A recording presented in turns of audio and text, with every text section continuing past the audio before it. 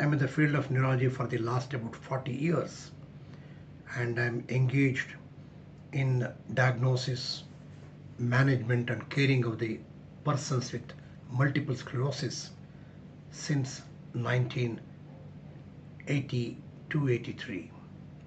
Now, MS is a condition which unfortunately affects younger age groups during their productive age.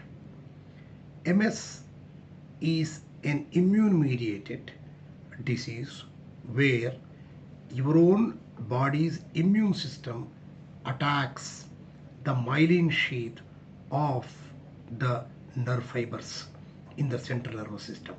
That's in the brain, optic nerve, and the spinal cord.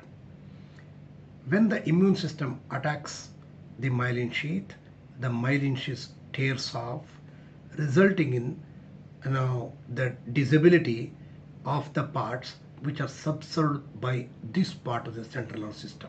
Say for example, if it involves optic nerve, one can have blindness, visual distortions, difficulty in seeing, blurring.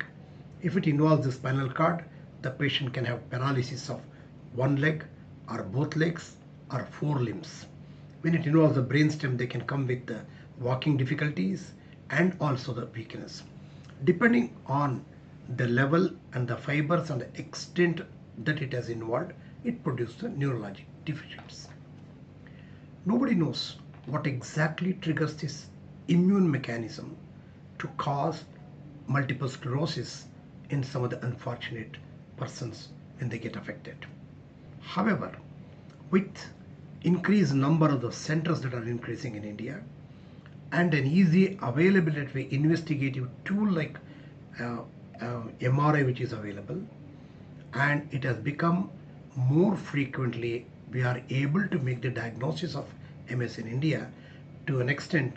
In most of the centers there is significant number of persons with MS are seen in our country also. Now, MS is a condition, though it can attack any age group. Predominantly it involves in the active group of 20 to 40 years. Now, it can come with an episode of a sudden onset of blurring vision to a total loss of vision, which can improve to significant degrees. After several months or sometimes years later, can come with a sudden onset of weakness of the legs or the lower limbs, or walking difficulties, paresthesia or a benumb sensation in one part of the body or below certain level in the bodies. They can come with speed difficulties. Very, very rarely they can come with certain movement disorders. As I told you, unfortunately there is no known cause, no definite triggering factor which can occur. However, there are certain immunological studies have shown that some persons with certain HLA are more prone to develop this condition, but it is not proven it in any part of the country very definitively. This is not a disease which is transmitted vertically. It is not a genetic disease. It's an acquired disease. Extremely rarely it is found in a family, couple of people being affected.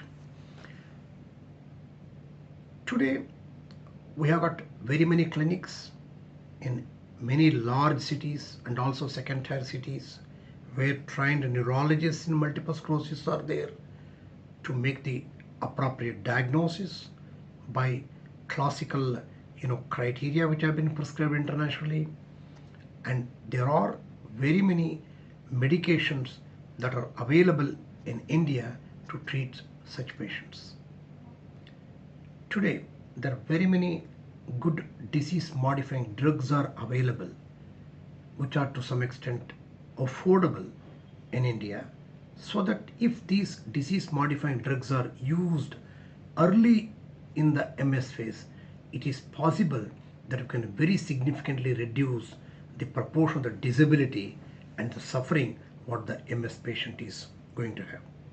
Any of the patient who has got any one of the symptoms which are described should see the neurologist and get themselves evaluated and try to think and discuss about the type and the modality of the treatment that they should undergo, by which they can significantly reduce the disability. In addition to this, there are certain health tips that are extremely essential in preventing the relapses, means recurrences of this condition, like low salt diet, good exercise, plenty of vegetables, above all, good exposure to sunlight or good amount of vitamin D significantly reduces the number of attacks and or the severity of the attacks that can occur. So good mind, good body, good exercise, good diet significantly reduces the chance of probably getting this immune assault, chance of probably getting an increased disabilities. Even with these kind of the disabilities, maybe the disability with regard to the vision, walking, bladder and bowel dysfunctions, many of the persons with MS can lead significantly good life with the disease modifying drugs and with other accessory drugs which are essential to manage, say, spasticity, say bladder dysfunctions, say movement. They can lead a fairly good quality life.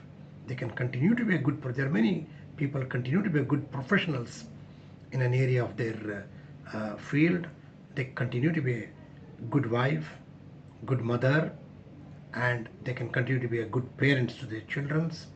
And with the available medication and the care, they can lead a quality life for significant length of time.